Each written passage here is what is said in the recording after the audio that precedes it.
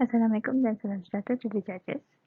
My name is Aina and today I'm going to present to you my research on stabilization of marine clay soil using palm oil biomass-based geopolymer. These research comply to number 4 and number 5 SGD, which is quality education and sustainability and communities. What is soil stabilization? Why we need that? As my title is soil stabilization on marine clay soil, we know that clay soil is a very weak property. We have a low strength and high water content. These two main problems can lead to building collapse. So how to threaten the soil? By stabilize it with chemical and or mechanical methods. The traditional method that been used before this by using lime and cement to flatten the soil. As we know, ordinary Portland cement production contributes to carbon dioxide emissions and being harmful to our nature. Many researchers have found that by using waste from industry and agriculture bring the same result as using cement and lime. Despite Malaysia's annual palm oil production of 19.1 million tons, the abundance of farm biomass waste remains underutilized. So I'm using palm oil boiler ash as one of my substances in my research. So what substance can be used? We call it as a pozzolanic material. Pozzolanic materials is a cementitious material that contains high silica and alumina that added to concrete or mortar in various quantities to increase the performance. Pozzolans react with calcium hydroxide made during cement hydration to form calcium silicate hydrate CSH and calcium aluminate hydrate bases which strengthen and increase durability concrete. Using pozzolan material may reduce the abundant waste of product materials and lower the gas emissions. Geopolymers are made by mixing industrial waste or natural materials with a special solution that contains high alkalinity without using ordinary Portland cement. They act like cement but are more eco-friendly and has been proven to improve the properties of samples. Geopolymers are used in construction, insulation, and coating applications. Factors like soil type, materials used, and curing time affect the performance and properties of products. This is the example from the past research. Palm oil boiler ash or POBA are the least materials used as the substituent materials. But in 2021, Zainuddin et al. Has used POBA as their material. The finding described that it achieved very low strength, which is 76 kilopascal, within 28 days. High energy are needed to achieve strength up to until 800 kPa to comply with the JKR standard.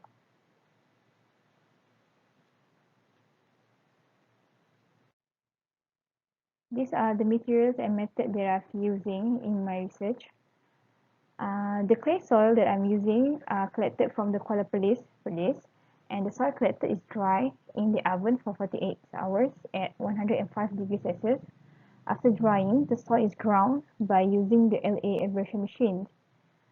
And I'm using palm oil boiler ash that I collected from the palm oil mill in Penang and also slag as the additional material for the palm oil boiler ash.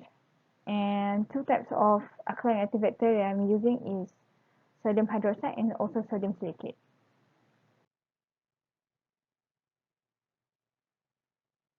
These are the Probasec material-based geopolymer mix that are following the pattern US 9447555B2. The first step is all the materials prepared in a bowl, and the mixture was placed in the PVC mold with the size 1 and 2, and the mold was placed in the oven for curing at 40 degrees Celsius for 7 and 28 days. And after 7 and 28 days, the sample will go through the UCS testing machine as following standard BS 1377 Part 7, 1990-072, 7.2. These are the machines. It applies a constant vertical force to cylindrical specimens that are remolded in a PVC pipe. A load scale or pressure transducer measure the force applied. The specimen is loaded until failure. It will crack, and the maximum load just before the failure.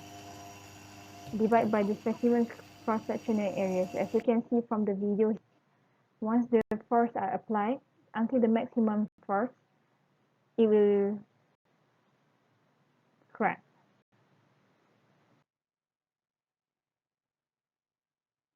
These are the findings that I found that different molarity. At first, I'm doing the different molarity to find what is the best molarity that can be used. Okay, so try with the 8, 10, and 12 molarity. And 10 molarity show that it passed to achieve the highest strength among the others with 929 kilopascal on 7 days and 1400 kilopascal on 28 days. Both are achieved above the 800 kilopascal, the minimal requirement for JKR specification, 800 kilopascal. Second molarity we use, which is 10 molarity, but different ratio replacement use, and at 30-70 ratio, the strength increased over the time. After 7 days, it reached 929 kilopascal, and after 28 days, it reached 1400 kilopascal. This ratio uses POBA as the main material with added slag. Waiting longer makes the material stronger. Most samples double in strength after 28 days compared to 7 days. Another test that we are done on strength is different moisture content. The specimens are typically prepared at different moisture contents to evaluate how variations in moisture affect the material strength properties. So as you can see here, with 1.0 has a weak compressive strength due to the high moisture content, which disrupts the silica-alumina bond. And at 0.7 liquid limit, it meets the optimal requirement for UCS, which is 800 kilopascal, and surpassing the targeted, the 800 kilopascal. CBR testing is conducted to verify whether the strength characteristics of soils or pavement materials meet the standard requirement for pavement construction. Although mixed materials are prepared, after that the mixture was placed in CBR mold and placed in the oven for 7 days at 40 degrees. After the curing for 7 days, the soaking procedure is started for 4 days. Soak CBR values of the subgrade is usually preferred for designing flexible pavement as it gives the CBR strength of subgrade soil under the worst case scenario of a pavement being submerged underwater for a minimum period of 4 days during floods. Testing procedure. The CBR test involved applying a compressive load to the soaked specimen at a constant rate using a load machine. The load is applied through a plunger or a piston at a specific penetration rate. The CBR is calculated as the ratio of the test load required to penetrate the specimen a certain depth to the standard load required to penetrate a standard material under same condition. This ratio, which is 70% of POBA and 30% of slag, is multiplied by 100 to express the CBR value as a percentage. The CBR value obtained from the test is used to assess the strength and a load-bearing capacity of the soil or material.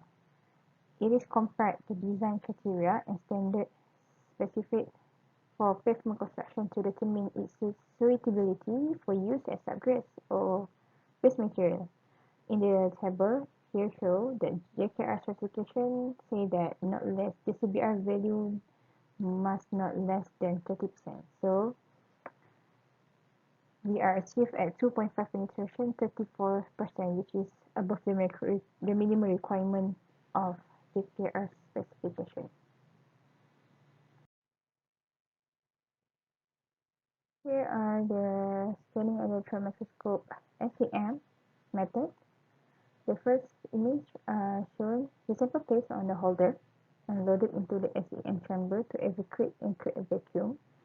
After certain while, it will move into the electron lenses, and after that we just are waiting for the image formation and analyze the image.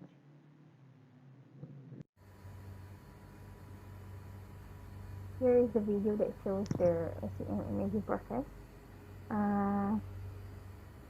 Secure the sample in the place using appropriate clamps or holder to prevent movement during imaging. And after that, we vacate the chamber to create a vacuum environment necessary for electron beam operation. And start the pumping system to remove air and other gases from the chamber to achieve desired vacuum level. And after that, we set the appropriate accelerating voltage and beam current based on the nature of the sample and design image resolution. And after that, they start the electron beam and initial imaging or analysis of the sample.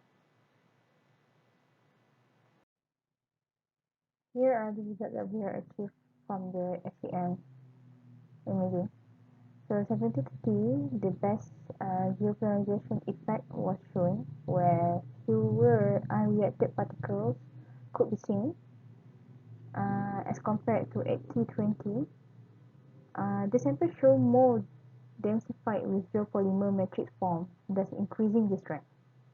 80-20 shows unreacted particles and less densified matrix form in SEM image. As you can see in the figure, for 80-20, we can see there's a certain parts they're having a void. A lot actually, but I just show you one part. And there's one part of the incomplete geopolymer and another void up above the image, and there's only some point that show the geopolymer mixture matrix. The novelty lies in using robust-like geopolymer to chemically stabilize marine clay soil. Unlike traditional methods, this approach is more sustainable using industrial byproducts like slag and proba. It aims to improve soil stability in challenging marine clay conditions while reducing reliance on cement. These innovative methods hold promise for addressing infrastructure needs in coastal areas prone to soil instability. It is also as an alternative green material used for application in sub-base road conditions. In conclusion, the experiments conducted with varying slag ratio to proba revealed significant improvement in unconfined compressive strength over time. Particularly, the 30-70 ratio exhibited notable strength gains, reaching 929 kPa after 7 days and 1,400 kPa after 28 days.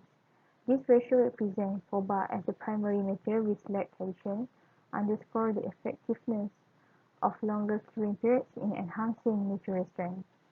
The observed doubling in strength for most samples after 28 days compared to 7 highlights the importance of patience in achieving optimal material forming. This finding emphasizes the potential of slag proba mixture as viable construction material with careful consideration of curing duration for maximizing their strength properties. These two are the publication and awards that I have done. One from the IGE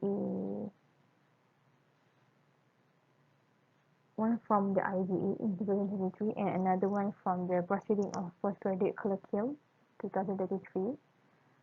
Both are accepted, and that's all from me. Thank you and Assalamualaikum.